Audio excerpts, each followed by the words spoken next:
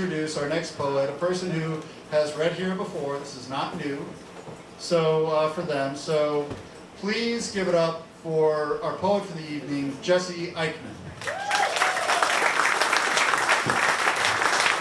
Well, hello. So I'm a little bit different of a vibe than what we got going on with the musicians. It's a lot more like queer, punk, colored hair, mullets for other reasons other than being country. So I'm going to read first, I have 4 pieces. I'm going to read my newest one that I read at a festival in New York last month. And it's about how I, as a trans man, find it weird to take intimate photos of myself anymore. So it's called FTM Softcore. I send my lover a selfie that she thinks is my most masculine yet. It's the angle, she says, but that feels a smidge too simple. Angles. As if this becoming is all geometry and not alchemy, flicking syringes until the air bubbles burst, breaking the same 2 swatches of stomach skin, one after the other, and praying they still decide to heal, being the unholy trinity of the scientist, the lab rat, and the philosopher, trying to decipher how those can be distilled in one body. But she says the sunlight doesn't flatter me. I'm too bleached. I look like a skeleton, and I wonder why I even should be pretty, or give my lover softcore porn, when I'm all edges now. Hold the camera anywhere.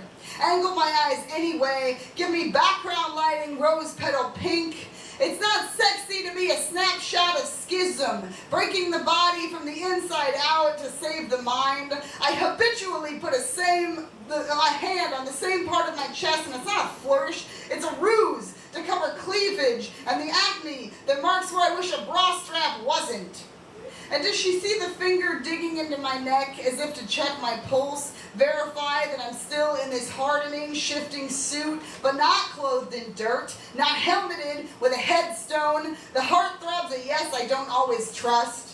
Imagine being sensual with concentric circles on your forehead, striking poses for panels that wish you didn't exist, your every tryst tinged with fear. Fear and lust don't sleep together in softcore. They need wits. They need chains. They need snuff film sensibilities and a barely buried death wish. So I hesitate to flirt through a phone camera or fuck just under somebody's crosshairs. I'm edging toward the terrible moment that my flesh is stripped of anything soft. That what I'll see once I've completely broken is the very thing I spent years running from or looking away from in bars, at bus stops, on the street. And the only mercy is if I get murdered first. Thank you. So, I'm going to read, I'm a little bit overeducated compared to a lot of the more indie poets in St. Louis. I got a whole master's degree in creative writing, and then they wanted me to come back and talk to alumni, as an alumni, to freshmen when I work at a grocery store. I don't know shit about shit. I don't have good advice for people. So this is about the experience of how that felt when no one really wants to listen to an artist. They want to listen to people who just make money or something. It's called Blue Collar White Lies. I am returning to your unknown crumbling campus because some starched shirts and bow ties thought I could save you from drowning in your future.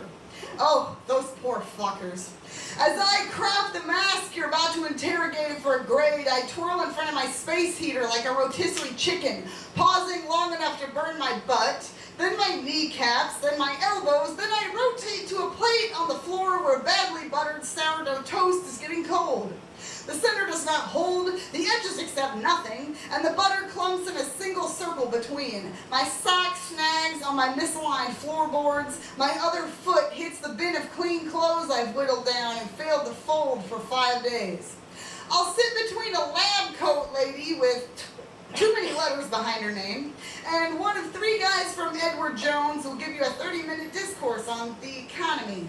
Your pens, I'm sure, will be fishing for similar stuff from me, but all I can teach you is how to cut masking tape, stuff cardboard origami in a shopping cart, pull an outlandishly high price tag from a plastic sleeve, and replace it with a worse one.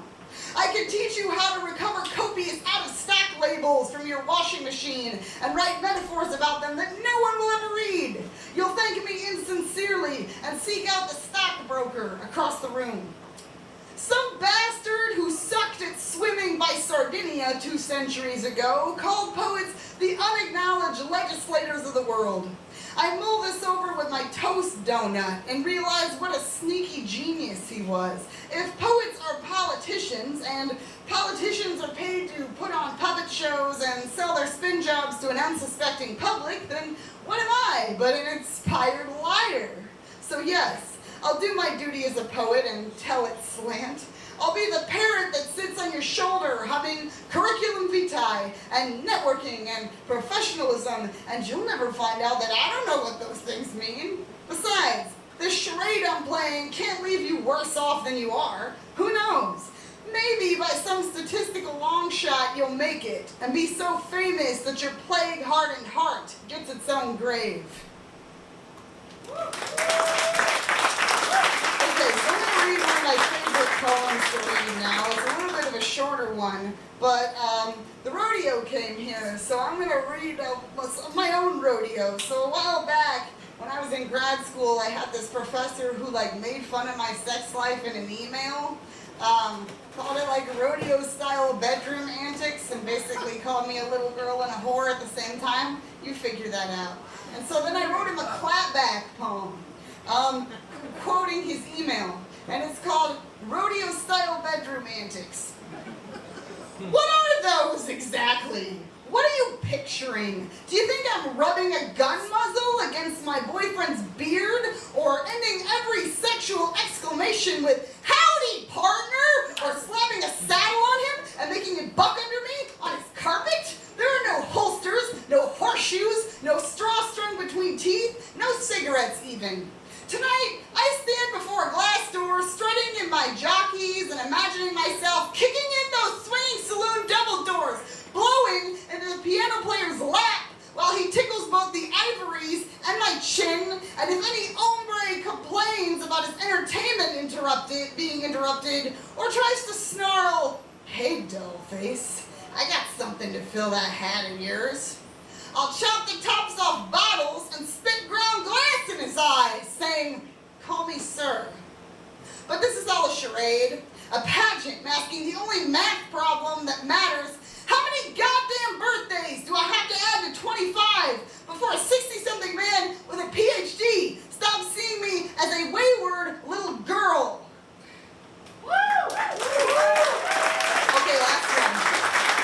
So, this is a kind of older piece, and it's not titled for reasons that will become obvious as the poem goes on, but it talked about how weird it is, the prospect of creation for me, mixed with the fact that I'm not a kids guy, never really wanted that, and how do I balance that?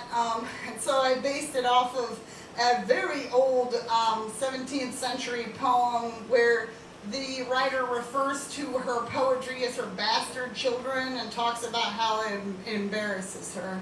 So I wrote it based on that. Sir, ma'am, I beg you, snatch my bastards, snatch them all. I can no longer stand their squall, their spit, their sticky feet kicking my hip. They look sweet to you, don't they? But to me, they are images of incest, both parts mother and no part human. I birthed the last one in my shower. It smelled of rot and flopped like a fish. Then I looked in my mirror and saw scales. At times I've tried strangling them, shredding them like confetti, and throwing the pulp out the window, feeding them dirt until their white bodies were speckled with soil. I would rather be made to scrape a coal mine clean with my thumbnail than continue to bear bastards. But every year, every day, there are more of them. They dig into my body with their proto-fingernails and scrape another layer of my womb away each time. I fear that soon I will only exist as crud in their cuticles. So please, take them. Maybe you won't cringe at the gibberish they scribble on your wall. And as you can see, I have never given them the satisfaction of a name. Perhaps you can. But I warn you, if you must settle on a surname, give them yours, a stranger's, or a name you plucked out of nothing. as long as it isn't mine. Well, that's my set for tonight, and I believe that my homework is that I'm supposed to reintroduce the band back onto the stage, yes? Okay, so, coming back up once again to entertain us is Hunter Peebles and the Moonlighters.